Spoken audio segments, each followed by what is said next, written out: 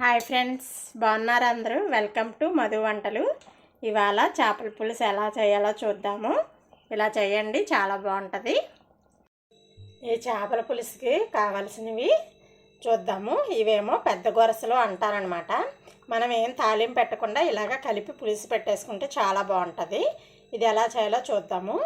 ఈ 3 ఉల్లిపాయలు, 2 టమాటాలు తొక్క తీసుకొని బరకగా మిక్సీ పట్టుకోవాలి. ఉల్లిపాయలు, టమాటాలు ఇలా మిక్సీ పట్టుకున్నాను. ఇదంతా ఇందులో వేసేసుకోవాలి. ఒక 1/2 స్పూను పసుపు, ఒక 2 స్పూన్లు కారము. మనకు ఎక్కువ కావాలంటే ఎక్కువ వేసుకోవచ్చు, కారం మన ఇష్టం అన్నమాట. ఒక 2 స్పూన్లు ఉప్పు చూసి వేసుకోండి. ఇప్పుడు 1 స్పూను ధనియాల పొడి, ఒక 1/2 స్పూను జీలకర్ర పొడి, 1/2 స్పూను దాల్చిన చెక్క లవంగాయ పొడి, ఒక 1/2 స్పూను ఆవపిండి పొడి, చిటికెడు మెంతి పొడి వేసుకోవాలి. 2 స్పూన్లు అల్లం వెల్లుల్లిపాయ పేస్టు. ఇప్పుడు ఒక 4 స్పూన్లు ఆయిల్ నీసి కూరలో ఎక్కువ వేసుకుంటేనే బాగుంటుంది. ఈ సైజు చింతపండు తీసి నానబెట్టి గుజ్జు తీసుకోవాలి. ఒక 5 పచ్చిమిరపకాయలు ఉంటే, బెండకాయలు ఉంటే బాగుంటుంది. ఒక 3 బెండకాయలని ఇలా ముక్కలు కోసేసాను.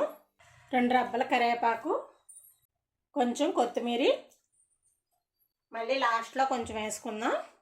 ఇప్పుడు ఇవన్నీ ఒకసారి కలిపేసుకోవాలి. ఈ ముక్కలకి పట్టేవారిలాగా కలిపేసుకోవాలన్నమాట. ఇదంతా, ఈ మసాలా అంతా ఈ ముక్కలకి పట్టి ఒక 5 నిమిషాలు ఉంచి ఇందులో చింతపండు పులుసు వేసేసి పొయ్యి మీద పెట్టి మరగబెట్టేసుకోవాలి. ఇలా కలిపేసాం కదా, ఒక 5 నిమిషాలు ఇలా ఉంచేసి చింతపండు పులుసు వేద్దాం. ఒక 5 నిమిషాలు అయిపోయింది కదా. ఇప్పుడు ఇక చింతపండు పులుసుని ఇలా గుజ్జు తీసి పెట్టుకున్నాను. ఈ చింతపండు పులుసు అంతా ఇందులో వేసేసుకొని, కొంచెం పలసగా ఉంటేనే బాగుంటుంది పులుసు కదా, అందుకని ఇందులో ఎంత కావాలో అన్ని నీళ్ళు పులుసు కలుపుకొని వేసుకోవాలి. ఇప్పుడు ఇది పొయ్యి మీద పెట్టి మరగపెట్టుకోవాలి.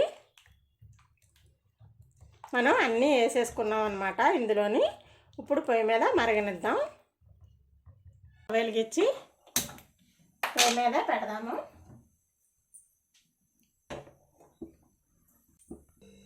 ఇప్పుడు మూత పెట్టి బాగా మరగనిద్దాము. పులుసు కొంచెం దగ్గర పడే వరకు మరగనివ్వాలి.